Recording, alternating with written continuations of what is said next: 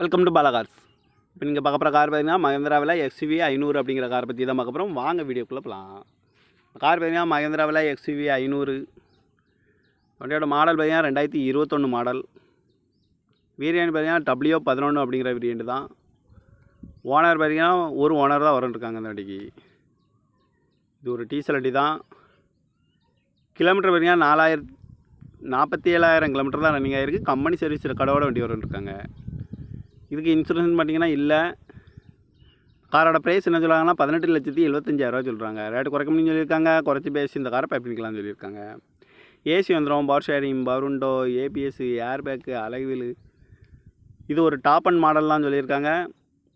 Car பார்க்கணும் இடங்கள்னு பார்த்தீங்கன்னா Darshan cars Erode அப்படிங்கிற இடத்துல தான் அந்த கார் பார்க்க முடியும்.